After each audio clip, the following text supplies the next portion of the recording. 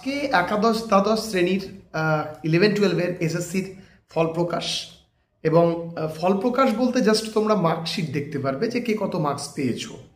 Final answer কি হয়তো সঙ্গে সঙ্গে দেবে, এখনও অবধি টিল নাও দেয়নি। এবার ব্যাপারটা জানি না কি পরিস্থিতি, এবং সবাই যে বলছে রেজাল্ট রেজাল্ট রেজাল্ট কিন্তু নয়। আজকে কিন্তু এটা কিন্তু জানা যাবে না যে কে ইন্টারভিউতে ডাক পাচ্ছ, কে ইন্টারভিউতে ডাক পাচ্ছ না। আলটিমেটলি ডিপেন্ড করছে অমৃতা সিনহার বেঞ্চে যে হিয়ারিংটা চলছে, তার পরবর্তী হিয়ারিং রয়েছে 12 তারিখ, এবং সেইখানে 10 নম্বর স্ট্যাটাস নিয়ে যে মানে বলা যেতে পারে একটা ঘন ঘটা চলছে, সেইটার কিন্তু একটা সমাপ্তি হবে বলে আশা রাখা যাচ্ছে।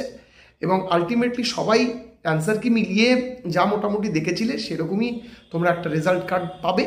এবং সবচেয়ে নিদারুণ বিষয় হচ্ছে জাস্ট আপলোড হয়েছে 5 মিনিটের মধ্যে WBSSCর ওয়েবসাইট ক্র্যাশ হয়ে গেছে। ছেলেপেলে বারবার ক্লিক করে যাচ্ছে। এই হচ্ছে WBSSCর পরিণতি।